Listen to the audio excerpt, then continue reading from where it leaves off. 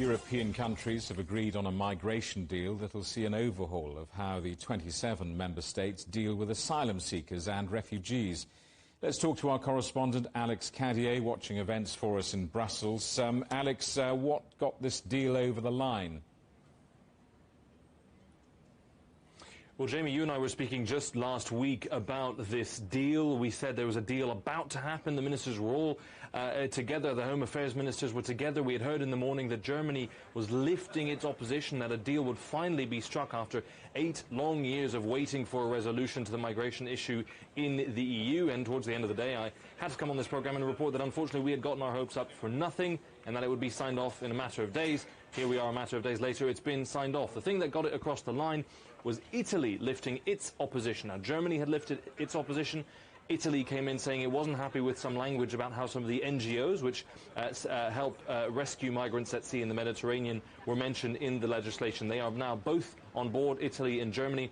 Now, this is quite a landmark, if not revolutionary, legislation for the European Union. It's really helping the EU deal with major migration crises like we saw back in 2015. That is when the negotiating and the going back and forth started for this legislation. It includes the relocation of at least 30,000 migrants every year to other EU member states. That's to ease the burden on frontline countries like Italy and Greece, which handle more than their fair share. Now, member states can say no to that relocation, but they will have to pay a penalty of 20,000 euros per migrant they do not accept to receive. So that is one of the key issues. That particular relocation scheme firmly opposed by Poland and Hungary, but this is a majority decision that needs to happen, and therefore it can continue down through the legislative process. Alex, can you just talk us through the timetable? What happens next, and perhaps how long until this new law comes into effect?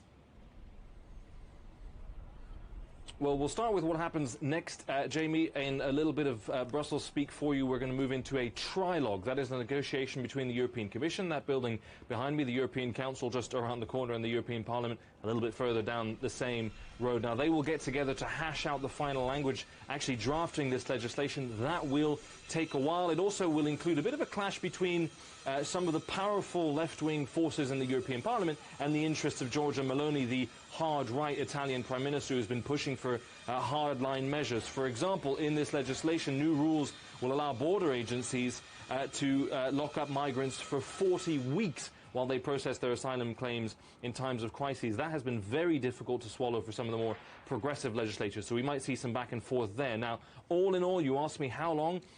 A bit of a guessing game when it comes to EU legislation, but my best guess would be about 2 years of negotiating back and forth and then an implementation period. Now, if you think about it, this is an existential crisis for the EU. It's been 8 years in the making for this legislation, so maybe a couple more years doesn't seem like too long to wait, Jamie. Alex, thank you for that. Our correspondent Alex Cadier in Brussels.